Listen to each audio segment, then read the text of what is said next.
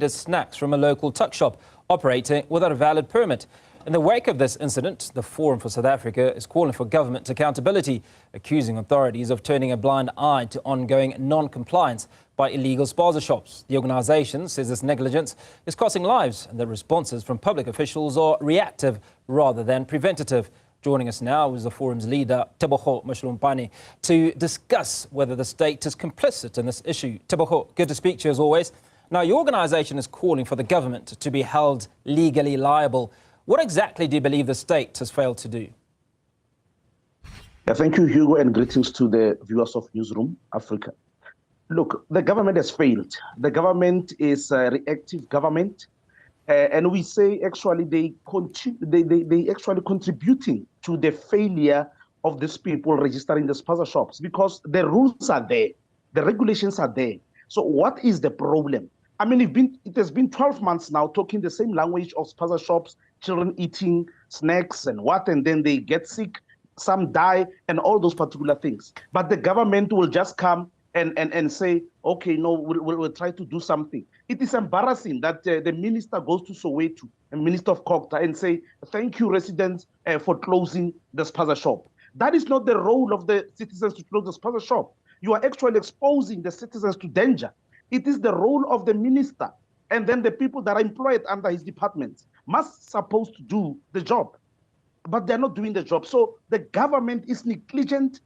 This is the government that doesn't care because after so many children died, you will still leave people to operate in the country without being checked. The spaza shop is illegal, but the person is operating.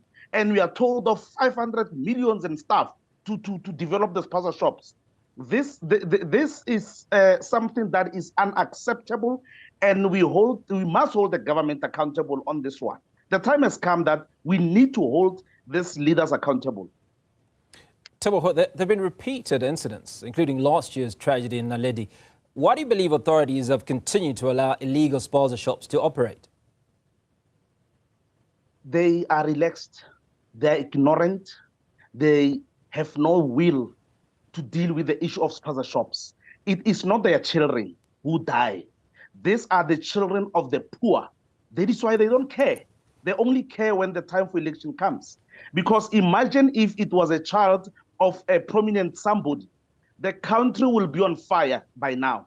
But because it's a child of an ordinary citizen, a child of an unemployed, a child of a poor person, then it's not the issue. We are treated as subhuman by the very same government that lie to say we are here for you. So the government is complicit in doing all this nonsense because they are doing nothing about the issue. Because you can't tell me that the minister with the abilities, the resources they have, they fail to make sure that no spaza shop in South Africa operate without a license. And for that matter, by illegal people. And when you do that, you're actually exposing the citizens to the issue of xenophobia, because now the citizens must rise on their own and say, these people must go. As if South Africans don't like people from other countries. And that is not true. The problem is that the government exposes the citizens to all the wrong things. And obviously, when people fight, they fight everybody, even the innocent people. So our government is failing our children, is failing us as the citizens of this country, whereas they've got the resources to fight this issue of spaza shops. Tebogo, you've criticised politicians for being reactive. What kind of proactive system would you like to see implemented? It's very simple, Hugo. We've got municipalities. Municipalities must know how many spaza shops are in their area. And then when you know those spaza shops, you service those particular spaza shops. It's as simple as that. And if there's non-compliance, you close down the spaza shop. And that's it. If there's an illegal person operating a spaza shop, you send them home. And then why don't we do that as a government? I mean, that's where we come in and say, but why don't you do it? Because you have all the resources to do it.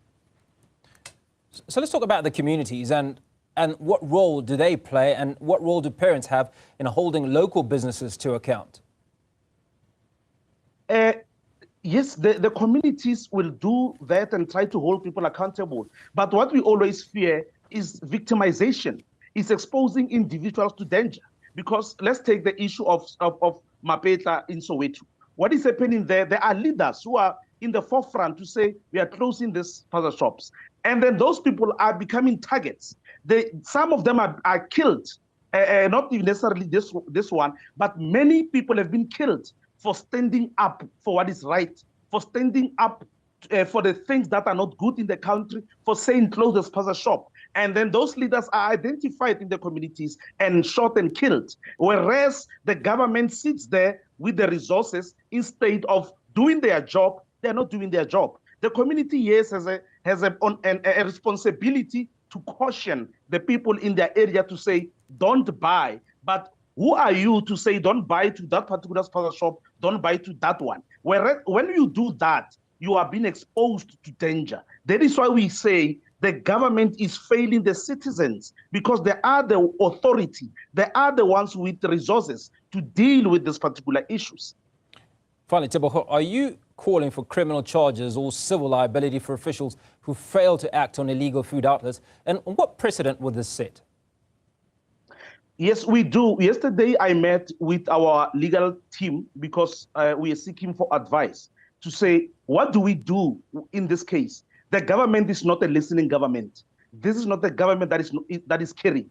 So advise us on what to do, because what we want to do as a forum, we want to take individuals to court. We want to take the minister to court, the Minister of Small Business and the Minister of COGTA. We want to take them to court because they are not doing their duty. So it is time that we take them to court so that it set a precedent in that the ministers must know that they are paid by the very same people. Our tax from our hard-earned cash, we pay the ministers. We are paying them for what? We pay them to sit. Are we paying them to drive around with blue lights, or are we paying them to service us? They are not servicing us, and these are not our kings. They must understand that they are servants. They are not our bosses. They are not our kings. We pay them, so they must do their job because they are paid. No minister will tell you that I did not receive my salary, but an individual will tell you that I did not receive my salary. I did not receive my increase. But a minister will be smiling to the bank and saying, I have received my money. I've got cars, 2 cars. I've got 2 houses, one in Cape Town, one in Pretoria. Whereas somebody staying in a tin house and is paying for that particular minister.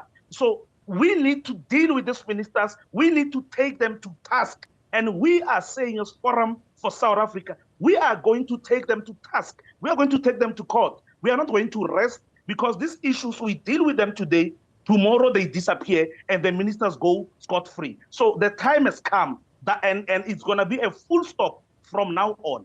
Our legal team are busy, and then we'll be meeting tomorrow again to finalize our way forward, because we want to take the ministers to court. Teboho Mashalumpane, good to speak to you as always, leader of the Forum for South Africa, calling on government officials to be held